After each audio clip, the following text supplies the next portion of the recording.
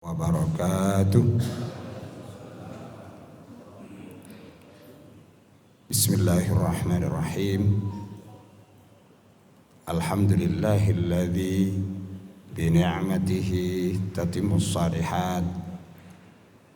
Wassalatu wassalamu ala nabiyyina Muhammadin sayyidis sadat wa ala alihi wa ashabihi wa atba'ihi al-mujahidina li'i'la'i kalimatillahi hiyal ulya min yawmihim dhaka wa yawmina hadha ila yawmil mi'ad. Rabbi shrah li sadri wa yassir li amri wahlul 'uqdatam min lisani yafqahu qawli. Allahumma arinal haqqa haqqan warzuqna ittiba'ah wa arinal batila batila warzuqna ijtinabah. Rabbi zidni ilma warzuqni fahma.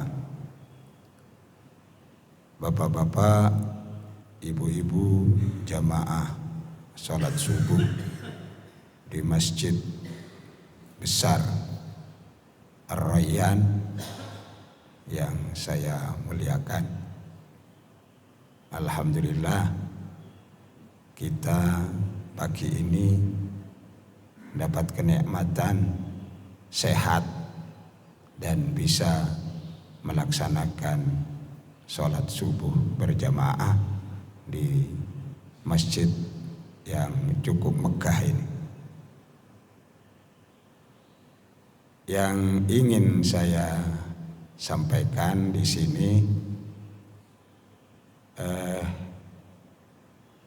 seorang tokoh yang dikenal sebagai Sultanul Aulia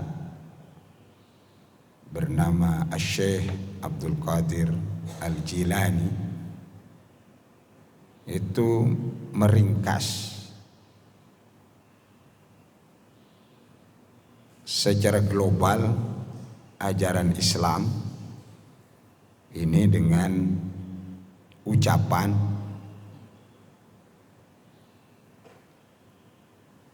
kullul insan fi jami'i ahwalihi la yata'adda an fi'li thalathati af'al. Imtithalul ma'mur wa tarkul mahdur warridha bil maqdur. Kalau diringkas, diterjemah, seluruh manusia dalam semua pangkatnya, dalam semua profesinya, dalam semua kondisi jiwanya, itu tidak akan lepas dari melakukan 3 tindakan. Pertama disebut imtithalul ma'mur, melaksanakan hal-hal yang diperintahkan. Yang kedua, tarkul mahdur, meninggalkan, menjauhi hal-hal yang dilarang. Kemudian yang ketiga, ar-ridha bil maqdur, menerima ridho terhadap yang ditakdirkan. Jadi hidup kita ini tak lebih dari ini. Semakin banyak kuantitas yang kita laksanakan perintah Allah, banyak dari sisi kuantitas yang kita laksanakan, maka itulah yang akan mendekatkan kita pada apa yang disebut dengan taqwallah. Semakin sedikit kuantitas kita melaksanakan perintah, itulah yang akan lebih menjauhi menuju taqwallah, takwa pada Allah. Demikian juga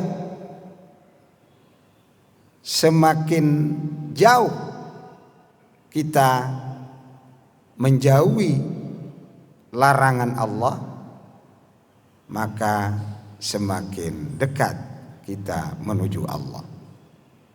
Semakin banyak yang kita lakukan untuk melaksanakan yang dilarang, maka semakin jauh kita dari Allah Subhanahu wa ta'ala. Kemudian yang ketiga, manusia ini tidak akan bisa lepas dari takdir Allah. Dan takdir Allah kalau sudah sampai pada kita, sebab takdir itu adalah eksekusi. Kalau sudah dieksekusi, tak ada pilihan lain. Kita harus menerima. Kita harus ridho terhadap takdir itu. Sebelum takdir tiba, maka manusia diberi hak untuk berupaya agar takdir yang sampai pada kita itu tidak takdir yang jelek. Tetapi jelek menurut kita itu belum tentu jelek menurut pengetahuan Allah. Mungkin kalau sekilas menurut kita takdir yang menimpa kita itu jelek. Tapi dalam jangka panjang karena Allah yang lebih tahu, mungkin justru bermanfaat bagi kehidupan kita. Saya ingin menyampaikan sebuah hadis dalam kaitan dengan ini. Anin Nu'man bin Bashir radhiyallahu an qala sami'tu Rasulullah sallallahu alaihi wasallam yaqulu fa ahwa bi usbu'aihi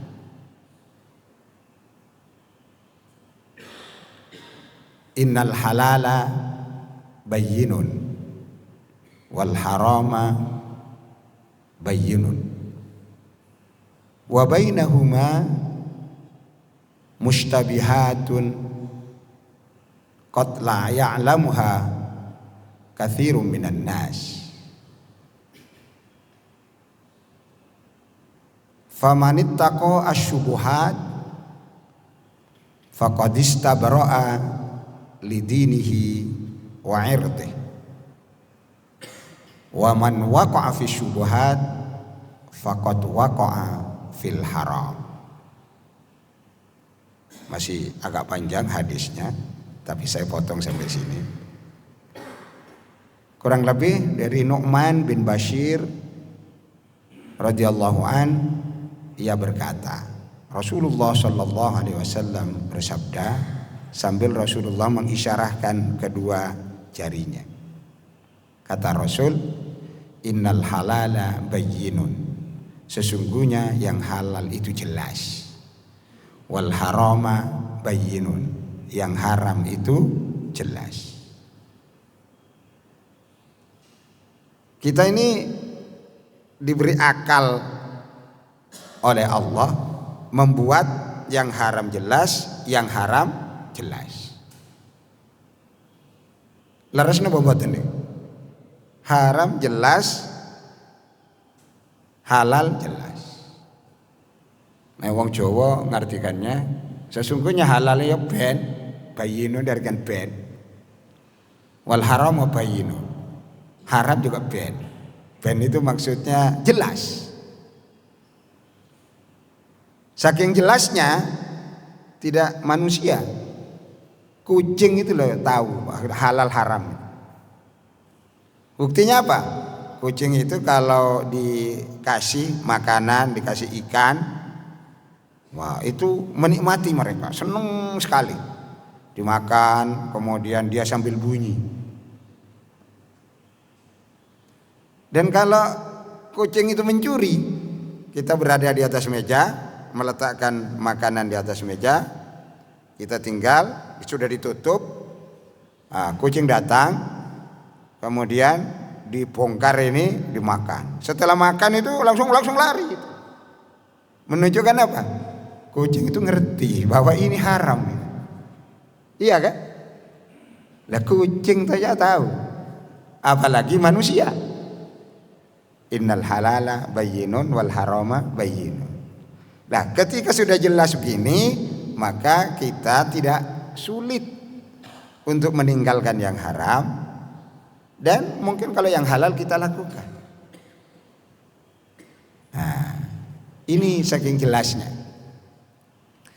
Kemudian tapi ada hal-hal wa bainahuma umurun mustabihatun.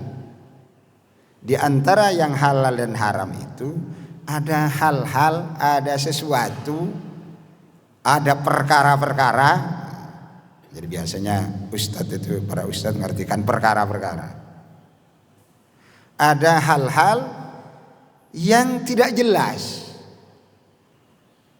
yang mayoritas manusia itu tidak tahu. Bagaimana apa ini masuk halal, apa ini masuk haram. Disebut mustabihat. Kalau jenengan kira-kira ada hal-hal yang iki halal, iki apa haram ya? Ada nggak?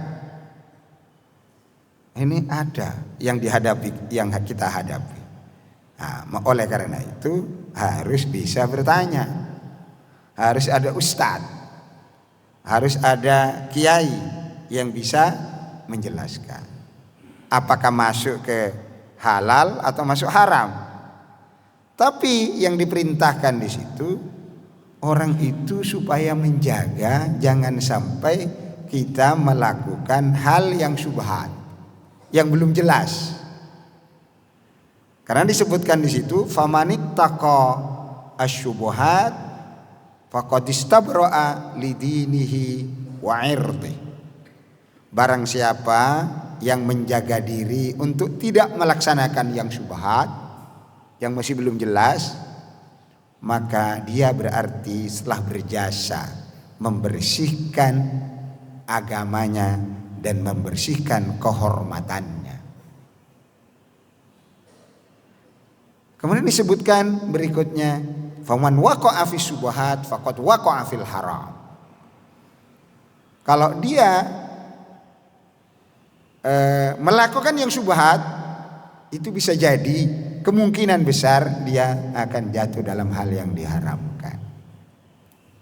Dan inilah orang menjaga tidak melakukan yang syubhat itu yang disebut dengan dalam ilmu tasawuf disebut wirai.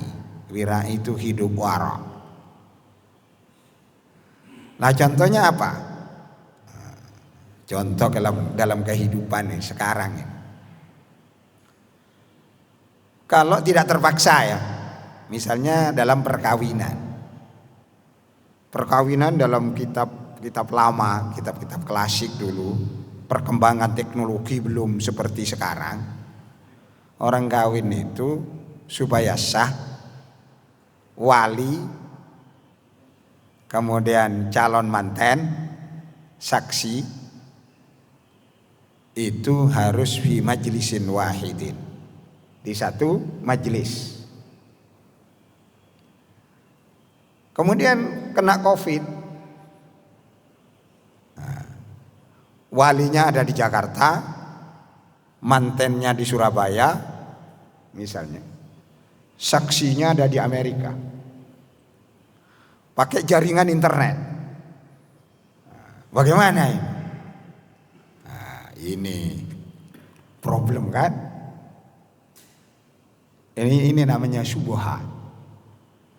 Kalau bisa dihindari hal yang syubhat ini. Ada yang berpendapat, oh boleh saja, wong kuliah aja pakai daring kok. Ada ujian proposal, ujian disertasi, mahasiswanya di Libya sana, pengujinya ada di Surabaya, dan itu sah, dapat ijazah. Nah, tetapi ini masih remang-remang, makanya sebaiknya dihindari sepanjang tidak terlalu darurat. Nah, ini satu contoh dalam kehidupan sehari-hari.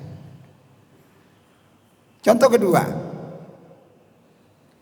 kita dalam perjalanan, ya biasanya kita ke negara-negara yang minoritas, muslimnya minoritas, mencari makanan.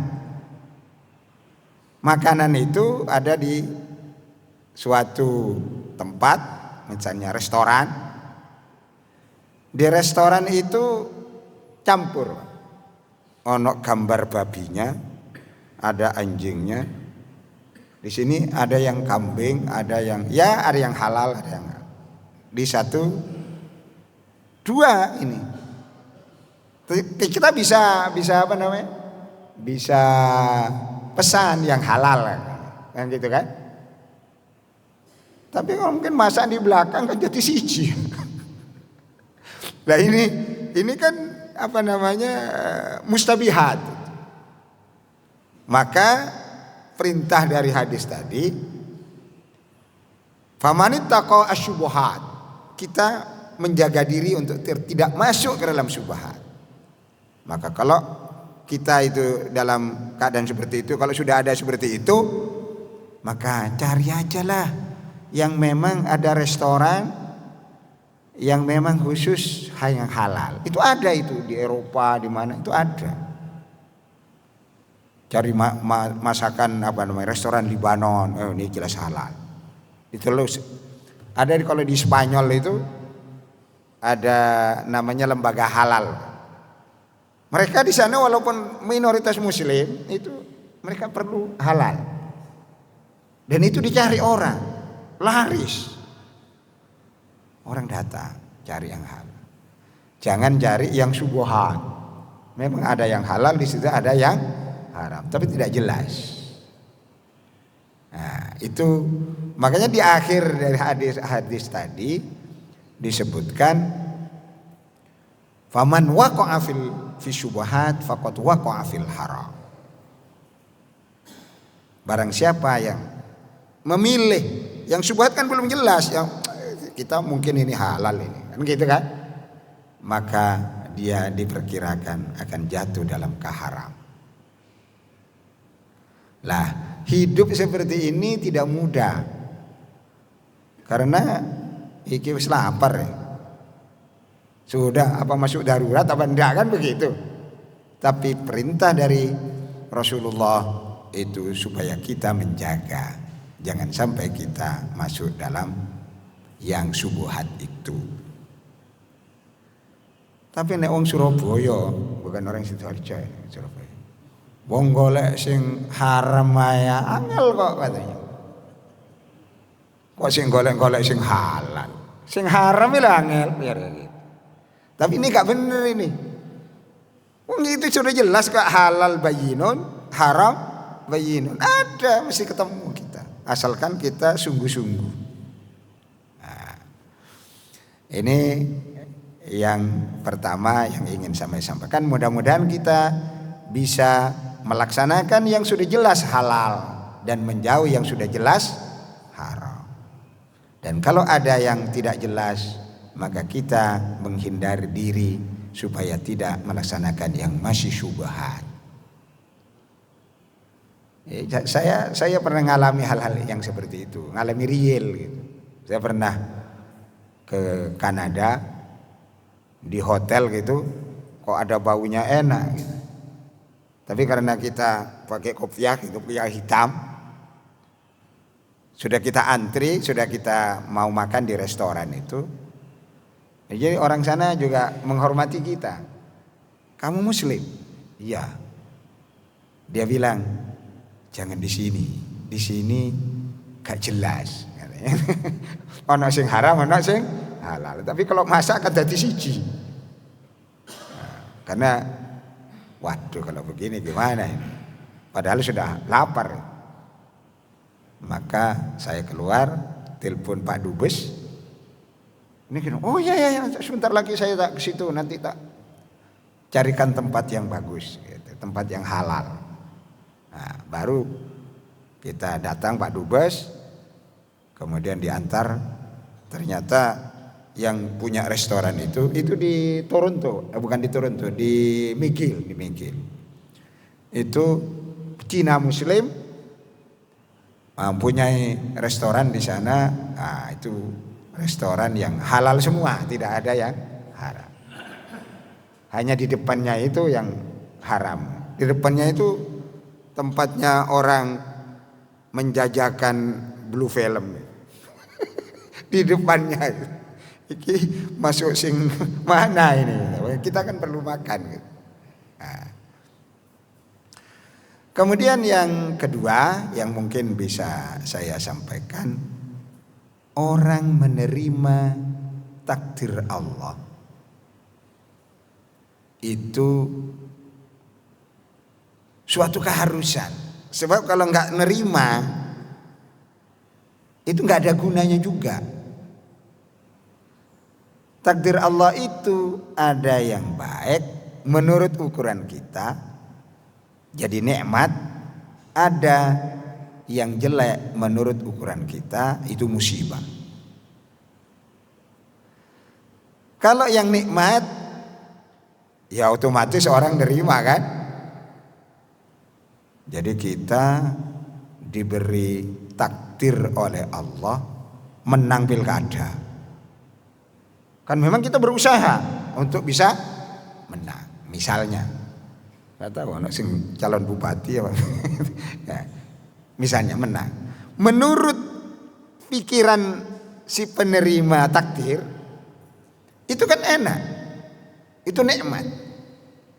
Padahal belum tentu dalam perjalanannya ketika menerima kemenangan itu adalah suatu nikmat. Bisa-bisa ini adalah ujian Allah. Apakah ketika dia dapat mandat, dapat nikmat, dia bisa melaksanakan, menjadi sarana untuk melaksanakan perintah Allah atau tidak?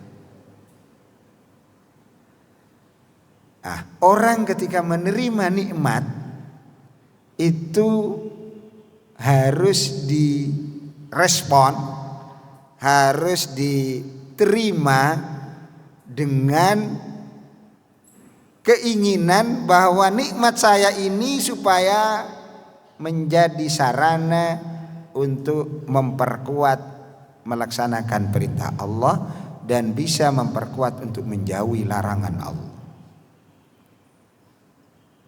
Karena kita nggak tahu, banyak kok.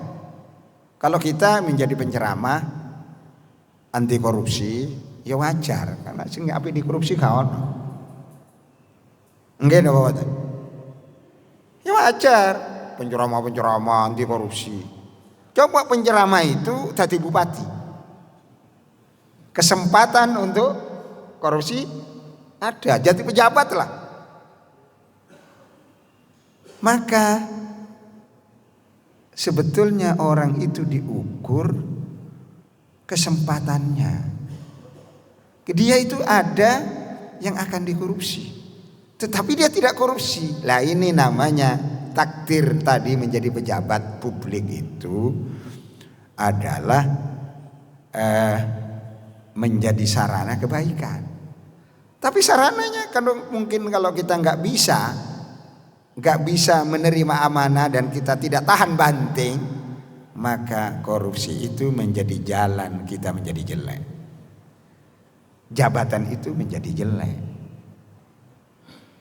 Nah, itu yang harus kita perhatikan dengan baik. Maka semua yang ditakdirkan Allah, baik itu nikmat atau itu musibah, itu harus kita terima. Itu yang disebut dengan ar-ridha bil maqdur. Kita ambil contoh.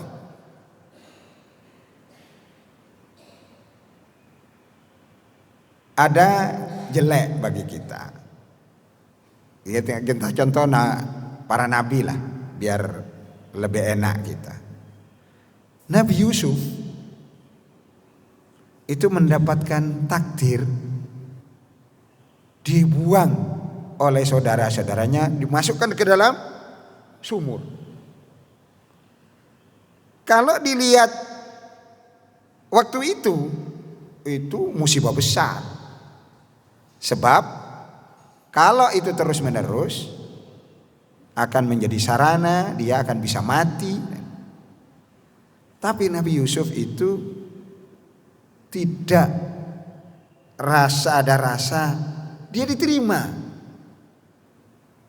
Tapi berusaha bagaimana keluar dari kesulitan itu. Pada akhirnya justru dengan takdir yang ia terima, dia tidak ngersulo, menjadi jalan, dia menjadi raja di Mesir. Dan akhirnya saudara-saudaranya yang ingin membunuhnya justru minta bantuan pada dia. Tetapi dengan sikapnya yang menerima terhadap takdir itu, Nabi Yusuf tidak dendam terhadap saudara-saudaranya. Saudara-saudaranya ketika kelaparan, dia yang mencari dan seterusnya.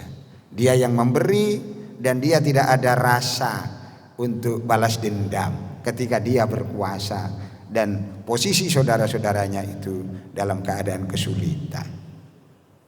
Lah, ini yang dimaksud tadi ar-ridha bil maqdur. Jadi kadang-kadang yang tidak enak itu menjadi sarana kita menjadi orang baik. Dan bisa jadi hal yang enak ini menjadi sarana kita menjadi orang jelek. Oleh karena itu dalam menghadapi kehidupan ini kita harus terlatih.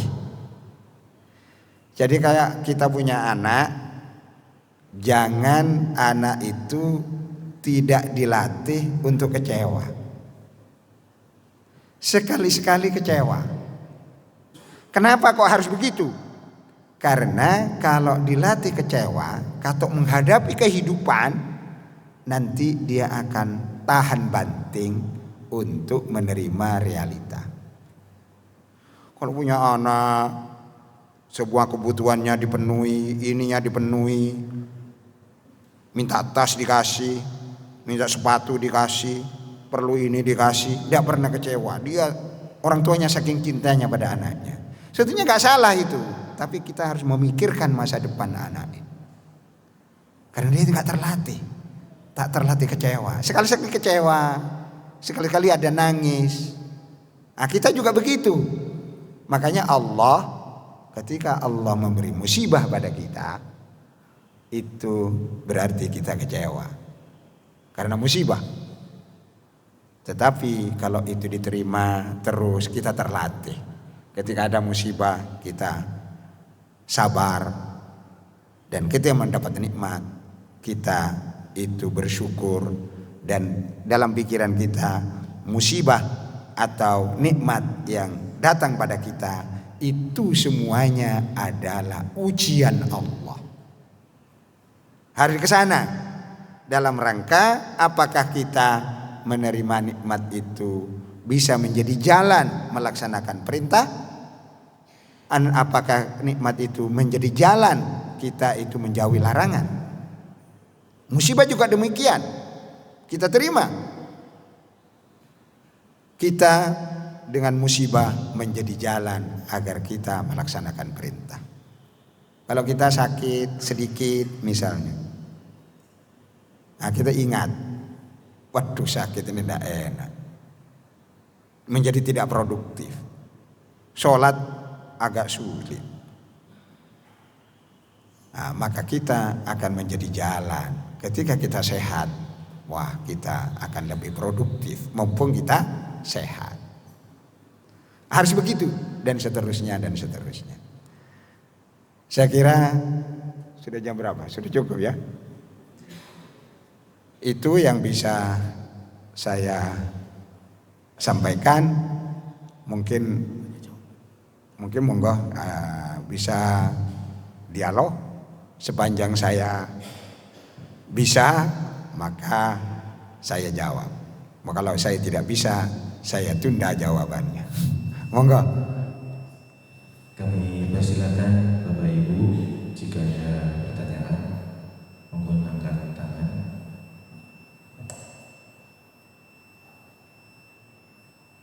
Monggo.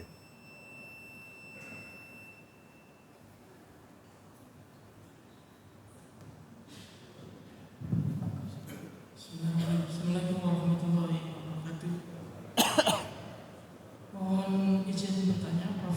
Imam Ghazali saya. Ada 3 pertanyaan. 1, berkenaan dengan apa yang Profesor sampaikan bahwa motif daripada orang yang pindah ke sini dulu itu adalah alasan ekonomi. Bukankah di Yaman itu kekayaan alamnya cukup melimpah ya, terutama tambangnya. Kira-kira apa alasan yang digunakan sehingga pada kesimpulan seperti itu. Kemudian yang kedua, beberapa waktu yang lalu saya pernah mendengar langsung bahwa sebenarnya yang masukkan agama Islam di Indonesia itu bukan Wali Songo. Wali Songo itu nggak ada. Ada juga statement yang seperti itu. Sebenarnya siapa ini kalau dilihat dari sejarahnya yang berkepentingan untuk menghembuskan isu semacam ini. Pertanyaan yang ketiga, Haji Ahmad Dahlan dan Yai Hasim itu kan dulunya sama. Kemudian dalam riwayatnya, kemudian pengikut-pengikut berikutnya terjadi perbedaan dalam hal amaliyahnya. Mulai kapan itu terjadi benturan amalia seperti ini dan siapa sebenarnya? Apakah itu, maksud saya, memang terjadi secara alami baik takdir Allah atau memang ada by design, ada proksi yang memang sengaja untuk membuat seperti ini. Terutama sekarang kan ya ada 3 kekuatan di Indonesia ini yang satu sama lain saling tidak ada hubungannya kurang baik. Demikian pertanyaan saya. Terima kasih. Assalamualaikum warahmatullahi wabarakatuh. Pertanyaannya berat-berat ini. Begini, ada 3 teori. Kalau ngikuti sabda Nabi itu ada 3 teori. Saya ngikuti sabda Nabi aja, tapi nanti saya sampaikan ada teorinya orang lain yang para pemikir lah. Orang bergerak itu bisa terjadi namanya hijrah, pindah dari satu tempat ke tempat lain. Itu motifnya apa? Kalau menurut sabda Nabi itu motifnya 3. 1 karena ekonomi, 5 alim. Kedua, motifnya seksualitas. Itu kalau bahasa dulu dalam hadis disebut limroatin. Sebetulnya kalau perempuan juga lirojulin, kayak gitu. Seksualitas ini. Kemudian yang ketiga itu karena ide, karena keinginan, cita-cita. Kalau kita analisa perpindahan orang Yaman ke Indonesia, itu motifnya apa? Mesti di salah satu dari 3 ini. Motifnya ekonomi. Kita analisa. Ya, karena di Yaman saat itu kering kerontang, maka perlu kehidupan baru. Di antaranya masuk ke Indonesia. Maka motif ekonomi mesti ada. Dan pada umumnya manusia ini karena ekonomi kok. Bapak-bapak ini kan bukan orang sini asli. Lahir di sini? Ada yang lahir di sini nggak? Kenapa? Rata-rata lahir di luar. Kesini ini kenapa? Ada yang karena kerja, ada yang karena bekerja di sini, akhirnya beli rumah di sini. Yang lain beda-beda ini, punya tradisi yang beda-beda, terus ketemu untung untuk masjid. Maka mempunyai tradisi yang sama karena kita dulu di kampung ada masjid, kita sholat jamaah, terus ini ada masjid sarana kita bisa ketemu. Jadi umumnya manusia itu karena ekonomi. Tapi berkembangannya bisa menjadi baik. Tapi ada bisa jadi jelek. Makanya ada pemikir lain. Itu kalau Nabi tiga-tiganya. Pemikir lain namanya Karl Marx. Karl Marx ini tokohnya Marxisme. Kata Karl Marx, manusia itu bergerak itu karena ekonomi. Karena berdasarkan penelitian itu orang itu karena ekonomi. Itu yang pertama. Yang kedua, orang manusia bergerak itu karena seksualitas. Jadi pindah karena kawin. Karena ada pindah kan? Nah kok pindah sampean? Iya, karena ikut istri saya. Kedua yang satunya pindah, iya, ikut suami. Kan begitu kan? Itu proses pindahnya juga begitu, karena pacarnya itu ada di sana, maka dia ngejar. Juga terjadi pada zaman Nabi terjadi, artinya bukan hal baru ya. Jadi ketika orang hijrah ke Madinah, makanya Nabi innamal a'malu binniyat wa innamal likulli imri'in ma nawa. Faman kanat hijratuhu ila Allah fa hijratuhu ila Allah wa rasulih. Wa man kanat hijratuhu ila dunya yusibuha. Wa man kanat hijratuhu limra'atin yankihuha. Jadi begitu di dalam hadis Nabi itu. Jadi ini hal wajar manusia. Tapi yang paling penting yang terakhir, nah ini manusia bergerak pindah itu karena ide, karena niat, karena Allah. Itu ada Pak, ideologi. Tapi jumlahnya nggak banyak yang begitu itu. Saya beberapa kali menerima orang masuk Islam. Lah apa sampean ini kok masuk Islam itu? Apa belajar Islam atau enggak? Kenapa? Calon saya itu muslimah. Berarti kenapa itu? Karena seksualitas. Datang lagi muslim, jadi kenapa? Oh karena dia itu saya nggak punya, dia kaya. Saya pingin kaya juga. Jarang sekali yang saya temui berdasarkan penelitian orang yang karena Islam ini agama yang benar ini, jarang. Tapi itu nggak apa-apa, maksud saya tolak. Mungkin dalam perjalanan waktu justru dia meyakini Islam sebagai agama yang benar. Ini sebagai background ya pemikiran. Jadi orang Yaman dulu masuk ke sini terbesar itu karena ekonomi. Dan itu ada gelombang yang terbesar itu pada abad ke-19.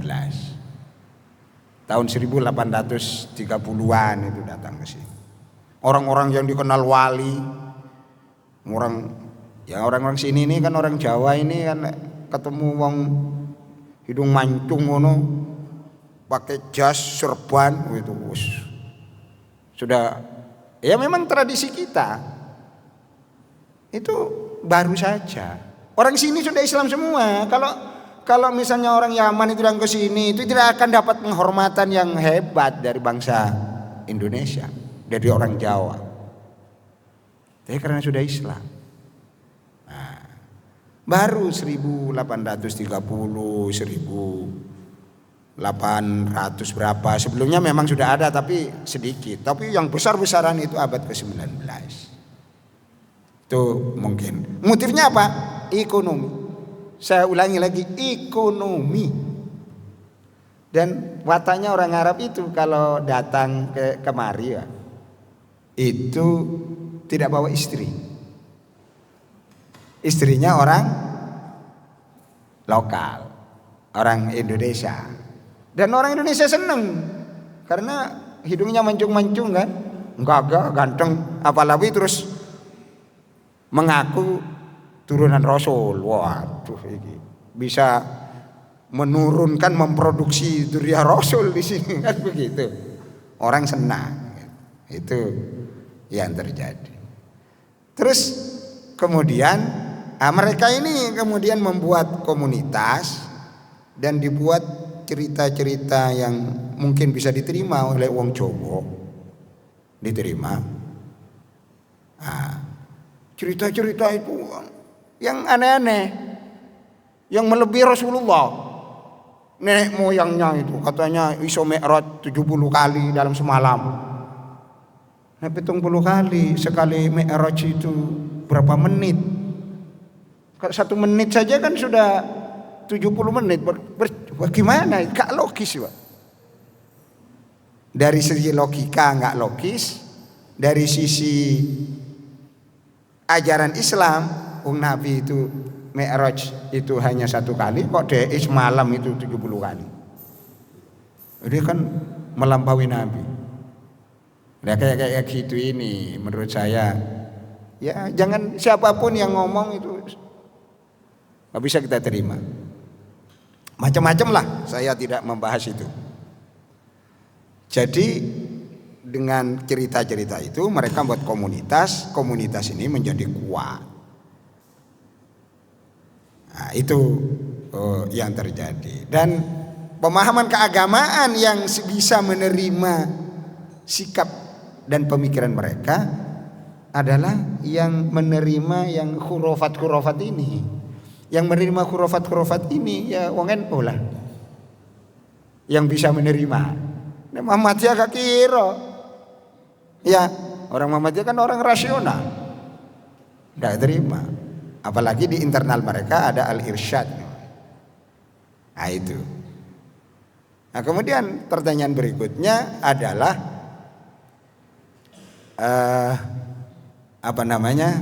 ini mungkin siapa Wali Songo itu? Apakah Wali Songo itu real ada? Atau bagaimana? Mereka yang berjasa. Saya sampaikan, ketika komunitas Yaman datang, baik yang masyayikh atau yang habaib datang ke Indonesia, di Indonesia itu sudah Islam.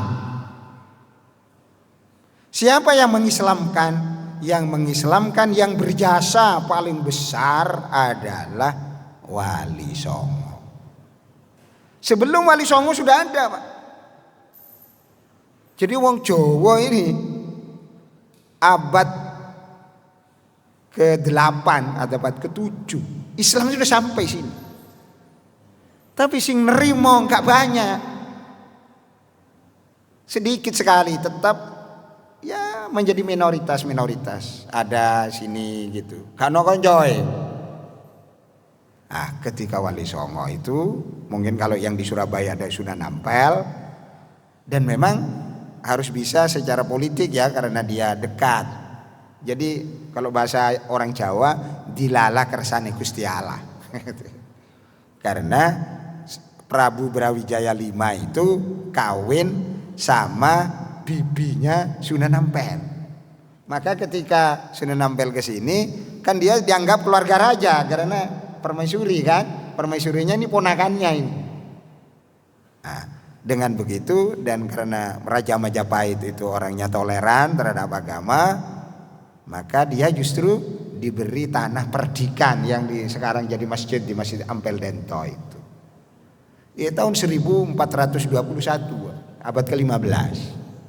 Lah dari situlah nanti ini Sunan Ampel punya anak, kemudian menjadi dai itu akhirnya menjadi orang Islam jadi banyak. Sunan Ampel pindah ke sini. Apa? Itu sebetulnya ekonomi juga sama, ekonomi juga dan juga keamanan. Jadi di sana itu terjadi perang di Campa itu ke sini. Nah, setelah Wali Songo itu baru Islam itu menjadi mayoritas. Dalam waktu 50 tahun atau 100 tahun Jawa itu sudah 70% atau 80% muslim. Belum ada itu model seperti itu, dakwah yang seperti itu ada di dunia. Hanya di Indonesia. Tanpa perang. Itu kan luar biasa.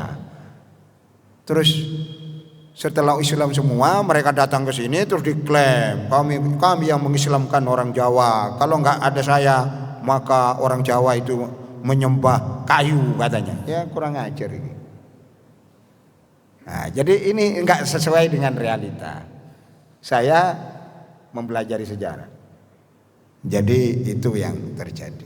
Nah, sekarang pertanyaan berikutnya,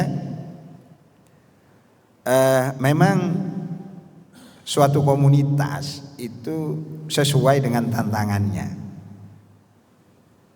Misalnya Kiai Hasyim Asy'ari, Kiai Dahlan.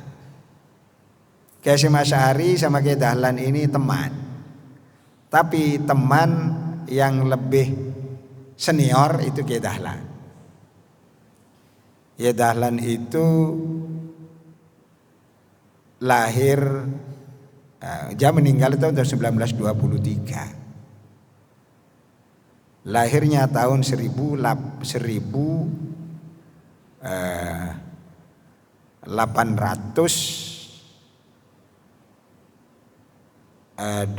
belasan ya 1800 terus meninggalnya di tahun 1868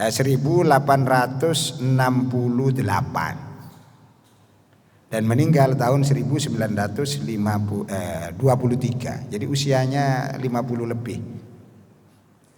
Kiai Hasyim Asy'ari lahir tahun 1871 dan meninggal tahun 1947. Usianya hampir 80 tahun. Ini perbedaannya. Gurunya di Semarang itu berguru pada Kiai Soleh Darat namanya di Semarang. Gurunya Raden Ajeng Kartini juga Semarang. Di Mekah berguru juga sama dengan guru yang sama. Nah, kenapa ketika pulang membuat komunitas kok jadi berbeda? Karena perbedaan tantangan. Kiai Dahlan itu hidup di Kauman, di Jogja, di keraton. Bahkan ayahnya itu penghulu keraton. Lah orang keraton itu seneng yang namanya cerita-cerita hurafat itu seneng orang keraton itu. Kemudian seneng yang sakti-sakti. Bahkan yang sakti itu tidak hanya manusia, tapi kebo itu sakti, keris sakti. Maka ajaran Kiai Dahlan membersihkan tauhid. Kan gitu Pak, sesuai dengan tantangannya di sini. Kiai Hasyim Asy'ari di Jombang nggak begitu peduli dengan itu, tetapi tantangannya itu adalah pemain judi. Jadi Kiai Dahlan itu tidak menghadapi preman, tidak menghadapi di keraton itu. Keraton itu kan steril Pak dari harga. Kiai Hasyim Asy'ari wong desa di kampung yang dihadapi preman. Maka ini agak harus dibawa untuk menjadi orang baik, kan gitu. Jadi perbedaan tantangan ini akhirnya berbeda. Nah, tetapi yang Kiai Dahlan ini kan tidak banyak orang yang setara dengan beliau yang menjadi pembantunya. Orang yang di bawahnya beliau semua yang Kiai Dahlan. Kiai Hasyim Asy'ari orang yang menjadi mendukung beliau itu orang-orang yang setara. Maka otoritas Kiai Hasyim Asy'ari itu tidak seluruh pikiran Kiai Hasyim Asy'ari menjadi bagian dari NU. Kiai Dahlan rata-rata pikiran Kiai Ahmad Dahlan menjadi kebijaksanaan Muhammadiyah. Nah, itu bedanya. Dalam perjalanan waktu, pikiran-pikiran Kiai Hasyim Asy'ari untuk bidang amaliyah justru tidak banyak dilaksanakan. Yang melaksanakan adalah pikiran-pikiran Kiai Wahab Hasbullah. Satu contoh ya, kita jangan emosi. Kiai Hasyim Asy'ari itu berwasiat kalau meninggal, wasiat tertulis itu tidak berkenan untuk dikholi. Ngerti dikholi? Dan itu tertulis. Tetapi Kiai Hasyim Asy'ari tidak menentang kalau ada orang khol. Tapi dia sendiri tidak berkenan. Makanya di Tubuh Ireng itu tidak ada orang ngekholi Kiai Hasyim, tidak ada. Karena wasiat. Andaikan dia begitu, katanya akan banyak proposal itu. Terus Kiai Dahlan, asalnya Kiai Dahlan itu di tahun 1924 sebelum NU lahir, kan 23 sudah wafat beliau. Itu ketika kehidupan Kiai Dahlan sama ibadahnya. Dia itu kalau sholat ada kunutnya kalau subuh. Tahlilan juga gak ditentang oleh Kiai Dahlan. Tapi Muhammadiyah ini kan berkembang, Pak. Ada namanya Majelis Tarjih. Lah, kemudian dikaji dengan slogan kembali ke Quran hadis. Dikaji. Pikiran Kiai Dahlan itu ditinggalkan, diganti yang baru oleh ini. Maka itulah yang menjadi perbedaan nanti. Fikihnya dulu sama kok. Gurunya sama, fikihnya sama. Tapi Muhammadiyah itu kan berkembang, Pak. Sama dengan di NU juga berkembang. Jadi pikiran Kiai Hasyim Asy'ari dengan Kiai Dahlan, sebenarnya Kiai Dahlan itu pikiran aslinya ya kayak NU sekarang ini. Kiai Hasyim Asy'ari pikirannya itu kayak Muhammadiyah sekarang itu. Gitulah terjadi. Nah, jadi karena perbedaan tantangan dan perbedaan berikutnya, dan memang ini ditakdirkan oleh Allah, kan kalau sudah terjadi kan ditakdirkan oleh Allah, dua organisasi ini menjadi organisasi sayap terpenting di Indonesia. Dan ketika Muhammadiyah lahir, ketika NU lahir, tidak ada orang mengira setelah 100 tahun menjadi organisasi besar. Tidak ada orang mengira. Itu semuanya, kalau kayak bahasa sekarang, ar-ridha bil maqdur, itu semuanya diatur oleh Allah Subhanahu wa taala. Itu yang terjadi. Coba orang yang hebat itu Pak Cokroaminoto dengan syarikat Islamnya. Tetapi ila aina huwa, kemana sekarang? Pengikut-pengikutnya hilang. Kiai Wahab Hasbullah itu dulu cabang syarikat Islam di Mekah, ketua cabang Islam di Mekah. Tapi sekarang tidak ada. Orang Madura di tahun-tahun awal abad 20 itu SI semua. Kalau mbak saya bilang SG katanya. SI itu masih syarikat Islam. Tapi itu kan lebih senior Pak dengan Kiai Hasyim Asy'ari, Cokroaminoto itu. Dan Cokroaminoto itu turunan Tegal Sari, di pondok pesantren Tegal Sari. Dan dia kan pemimpin redaksi koran di Surabaya. Kiai Hasyim Asy'ari itu nulis di koran. Itu yang nerima supaya ini dimuat atau tidak, itu Cokroaminoto. Lah ini kemana sekarang kok? Jadi kadang-kadang kita itu tidak tahu ya. Kita buat ini, nah, tapi kita berdoa pada Allah apa yang kita lakukan itu supaya bisa bermanfaat sampai ketika kita wafat. Kayak di masjid ini, perintis masjid ini. Kalau nanti masjid ini besar, jenengan sudah wafat, kan kita akan mendapatkan kiriman, dapat transfer pahala dari orang-orang yang nanti meneruskan masjid ini. Kan begitu? Maka kita berpikir ke depan. Berpikir ke belakang boleh, tapi ojo akeh-akeh. Tapi berpikir ke depan. Kita buat generasi. Saya kira itu yang bisa saya sampaikan. Karena pertanyaannya berat-berat ya, jadi agak lama. Saya kira itu yang bisa saya sampaikan. Sampun nggih? Baik, saya kira itu yang bisa saya sampaikan. Kurang lebihnya mohon maaf. Assalamualaikum warahmatullahi wabarakatuh.